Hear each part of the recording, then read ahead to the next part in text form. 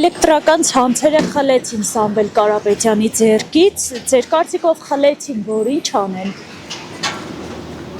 Խելացին, որ էլի վերջը մի հատ մենաշնորհ պիտի լինի, չէ՞ ստեղ։ Էլի մեկին հանձնարարեն, էլի կաշխատցնեն։ Փաստորեն ինչ որ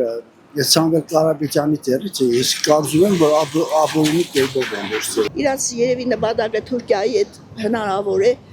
այդ անուն ինչ էր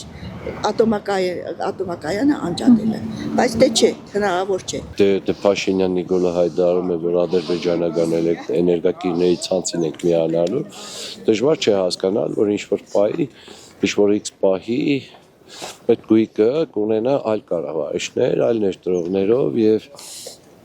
ըստ այդմ կգնան հաջորդական զարգացումները, հա, պետությունը որ մասնաբաժինը կունենա, կկարողանա կներազսպել թե չէ, ես չգիտեմ, բայց այն որ Հայաստանում գոնե այս պահի դրությամբ համեմատած մյուս երկրների էլեկտրաէներգիայի վարձը մեր համար է շատ, այդքան էլ շատ չէ,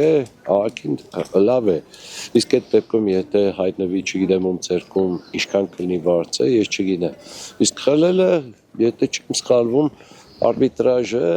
երկրորդ որոշումն է կայացրել, հեցի պետականացման հետ կապված եւ ենթադրում եմ, որ այդ զարգացումները շարունակական են լինելու ու անպայման այլ հարգանքի են գնալու, որովհետեւ